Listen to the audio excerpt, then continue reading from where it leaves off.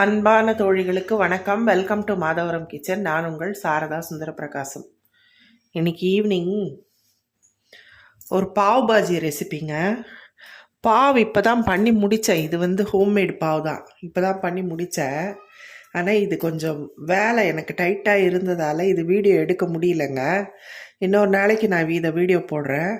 இப்போ தான் நான் இதை பண்ணி முடித்தேன். இந்த பாருங்கள் எவ்வளோ சாஃப்டாக வந்திருக்கு பாருங்கள் பாவ். இந்த இதில் ஒன்று நான் செஞ்ச உடனே சாப்பிட்டேன், சூடாக இருக்கும்போதே. இது நான் வீட்டில் செஞ்சது தான். இது நான் இன்னொரு நாளைக்கு நான் செஞ்சு காட்டுறேங்க. இதுக்கு ஒரு மசாலா தான் இப்போ நம்ம பார்க்க போகிறோம். பாஜி, இது பாவ், இது அந்த பாஜி மசாலா, அந்த மசாலா தான் இப்போ பார்க்க போகிறோம். அதுக்கு நான் ஒரு 3 உருளைக்கிழங்கு எடுத்திருக்கேங்க. இந்த 3 உருளைக்கிழங்க நம்ம கட் பண்ணி நம்ம குக்கரில் போட்டு நல்லா வேக வச்சுக்கலாம். இப்போது உருளைக்கிழங்கு நல்லா வேக வச்சுருக்கேங்க. இதை நம்ம நல்லா மசிச்சுக்கலாம். இந்த மசாலாவுக்கு ஒரு 2 வெங்காயம் பொடியாக கட் பண்ணி வச்சுருக்கேன். ஒரு 3 பச்சை மிளகாய் கட் பண்ணி வச்சுருக்கேன் பொடியாக. அப்புறம் ஒரு சின்ன துண்டு இஞ்சி, ஒரு 4 பல் 5 பல் பெரிய பல் பூண்டு, அதை கொஞ்சம் கொரகொரப்பாக தட்டி வச்சுருக்கேன். இப்போ நம்ம மசாலா ரெடி பண்ணிக்கலாம். இப்போது ஸ்டவ் ஆன் பண்ணி ஒரு பேன் வச்சுருக்கேங்க. அதில் ஒரு 4 ஸ்பூன் எண்ணெய் ஊற்றிக்கலாம்.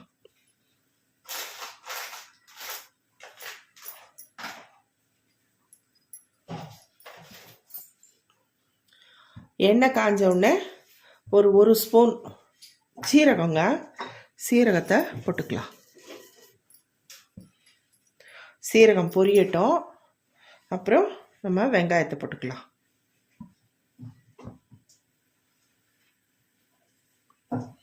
இன்னைக்கு ஜில்லுன்னு காற்று அடிச்சுக்கிட்டே இருக்குதுங்க, உசு உசு உசு உசுன்னு.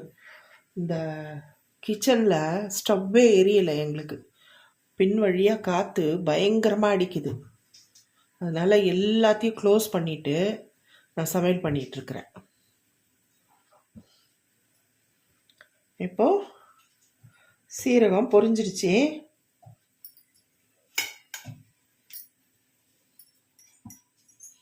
இந்த வெங்காயத்தை போட்டுக்கலாங்க.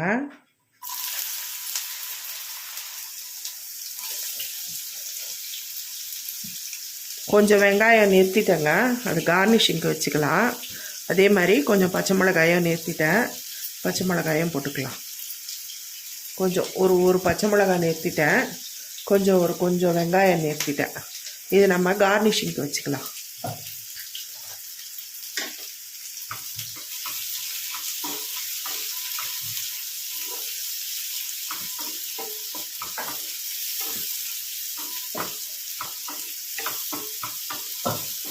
நல்லா வதங்கணுங்க.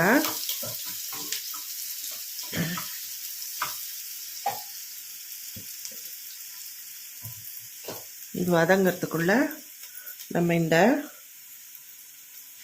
உருளைக்கிழங்க மேஷ் பண்ணிக்கலாம். இது வதங்கிடுங்க. இப்போது வெங்காயம் பச்சை மிளகாய் நல்லா வதங்கிடுச்சிங்க. இப்போ நம்ம இந்த இஞ்சி பூண்டு தட்டி வச்சுருக்கோம்ல, அதை போட்டுடலாம்.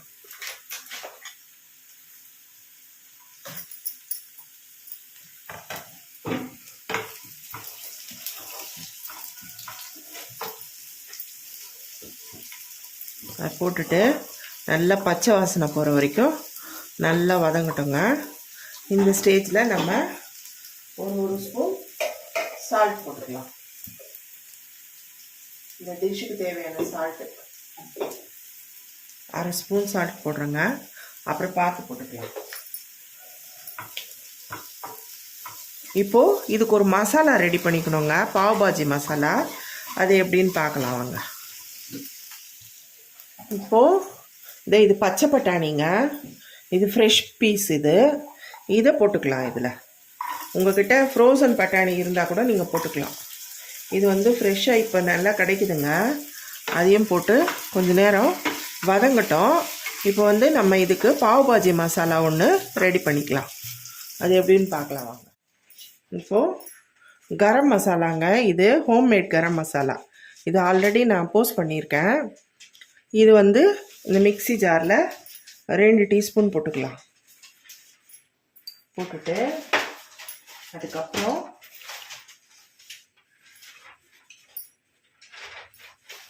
இது வந்து சில்லி பவுட்ருங்க, மிளகாத்தூள், வெறும் மிளகாத்தூள். இது வந்து ஒரு 3/4 டீஸ்பூன் போடுறேன்.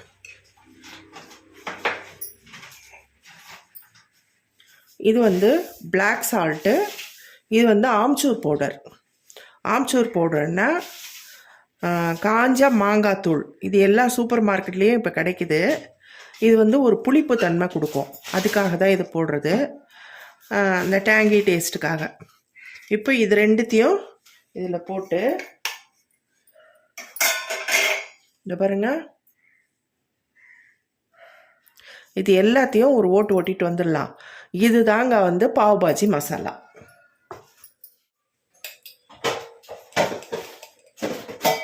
இது வந்து காஷ்மீரி சில்லி பவுடருங்க. இப்போ இதையும் இதில் நான் கலந்துக்கிறேன். இப்போ இது தாங்க நமக்கு பாவ் பாஜி மசாலா. கடைங்கள்லாம் கிடைக்குது பாவ் பாஜி மசாலா, அது இதுதான். இப்போ இதை யூஸ் பண்ணி தான் நம்ம இந்த மசாலாவை இப்போ செய்ய போகிறோம். இப்போ எப்படி செய்யலான்னு பார்க்கலான்னு வாங்க. இப்போது பட்டாணி போட்டு இது வதங்கிட்டு இருக்குதுங்க. இப்போது ஒரு 1/2 ஸ்பூன் மஞ்சத்தூள் போட்டுக்கலாம். போட்டுட்டு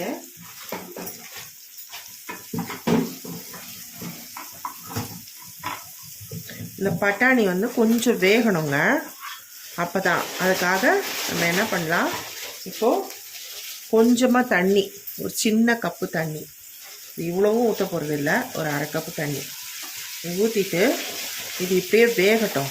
ஒரு பட்டாணி வந்து ஒரு 5 நிமிஷத்தில் வெந்துடும். வெந்த உடனே பார்க்கலாம். இப்போது பட்டாணி நல்லா வெந்துருச்சுங்க. பாருங்க, இது நம்ம மேஷர் வச்சு மேஷ் பண்ணிக்கலாம். வெந்தால் தான் நம்மளுக்கு வந்து நல்லா அந்த மேஷ் பண்ணுறதுக்கு நல்லாயிருக்கும். அதனால தான் வேக வைக்கிறது. பட்டாணி வந்து வதக்கினாவே வெந்துடும். இந்த கூட தண்ணி ஊற்றி எதுக்கு வேக வச்சோன்னா, இந்த நம்ம கடைசியில் மேஷர் வச்சு நல்லா இதை இது பண்ணி விடணும், வாஷ் பண்ணி விடணும். இப்போ வந்து இந்த பாவ் பாஜி மசாலாவை நம்ம இதில் போட்டுடலாங்க.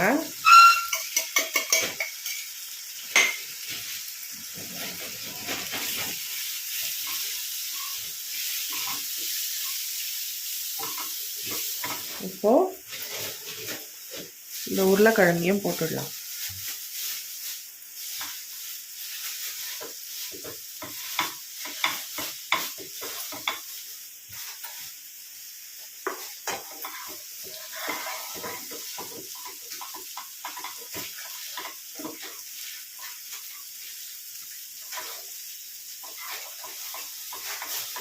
அவங்க வந்து கலர் எல்லாம் போடுவாங்கங்க. அந்த ரெட்டாக இருக்கும்லங்க, அதுக்கு வந்து வெளியில் கடையில் வந்து கலர் போடுவாங்க. நம்ம எதுவும் கலரெல்லாம் எதுவும் தேவையில்லை. ஆனால் டேஸ்ட் வந்து அதே டேஸ்ட்டு வருங்க உங்களுக்கு. அந்த நம்ம கடையில் சாப்பிட்ற டேஸ்ட்டே வரும். இப்போ இதில் நம்ம தண்ணி ஊற்றிக்கணும். ஒரு டம்ளர் தண்ணி ஊற்றிக்கணும். தண்ணி ஊற்றிக்கலாங்க. நல்லா தண்ணி ஊற்றிட்டு, உங்கள்கிட்ட மேஷர் இருந்ததுன்னா மேஷரில் நீங்கள் மேஷ் பண்ணிக்கலாம். என்கிட்ட இருக்குது, ஆனால் இன்னும் அது சீலே பிரிக்கலை. அதனால நான் இந்த மத்தில் மேஷ் பண்ணுறேன். இன்னும் கொஞ்சம் தண்ணி விட்டுக்கலாங்க. 1 டம்ளர் தண்ணி விட்டுருக்கேன் நான்.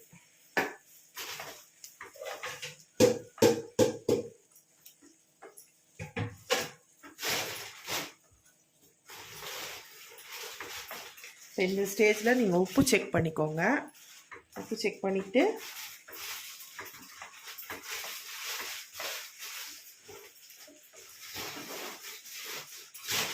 வீட்டில் கொஞ்சம் வேலை நடக்குதுங்க, அதனால் சைடில் கொஞ்சோண்டு சவுண்ட் வந்துக்கிட்டே இருக்கும், கொஞ்சம் டிஸ்டர்பன்ஸாக. இன்னும் கூட கொஞ்சம் தண்ணி ஊற்றிக்கலாங்க நம்ம.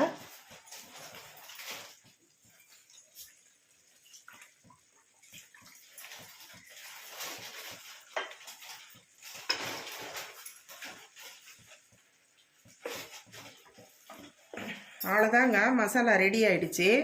இப்போ இது வந்து கசூரி மேத்தி.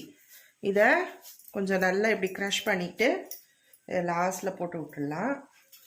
அதுக்கப்புறம் இது வந்து கொத்தமல்லி பொடியாக கட் பண்ணி வச்சுருக்கேன், அதையும் போட்டுடலாம். அவ்வளோதான், பாவ் பாஜி மசாலா ரெடி. இப்போது நம்ம இது ரெடி ஆயிடுச்சுங்க. இது இப்படியே இருக்கட்டும். நம்ம வந்து அந்த பாவ் பண்ணி வச்சுருக்கோம்ல, அதை வந்து நம்ம ரெடி பண்ணி இப்போது ஸ்டவ் ஆன் பண்ணி ஒரு தவா வச்சுருக்கேங்க. அதில் நம்ம பட்டர் போட்டுக்கலாம். இதுக்கு பட்டர் தான் நல்லாயிருக்கும் பாவ் பாஜிக்கு. பட்டர் போட்டுட்டு இது வந்து வீட்டில் பண்ண காலையில் பண்ணேன். இது வீட்டில் பண்ண பாவுங்க. கொஞ்சம் பச்சை மிளகா, கொஞ்சம் இது கொத்தமல்லி,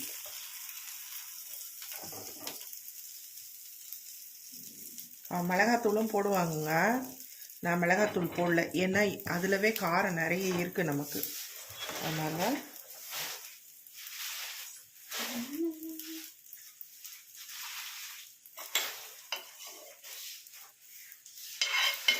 பச்சை மிளகா இதே போதும். கொத்தமல்லி இதை லைட்டாக இப்படி ரோஸ்ட் பண்ணிக்கலாம். இது ரெண்டாக கட் ஆகிடுச்சு.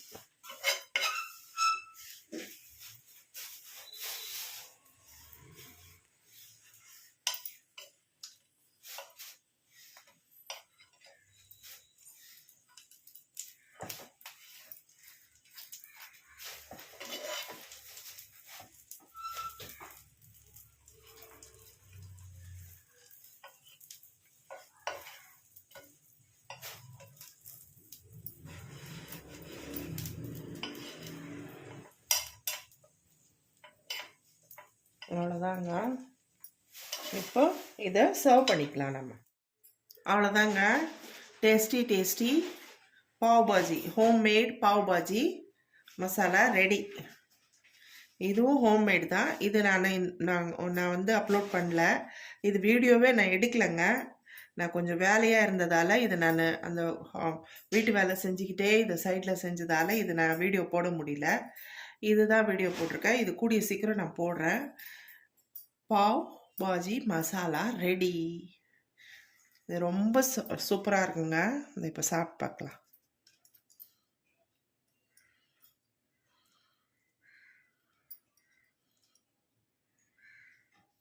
பாருங்க.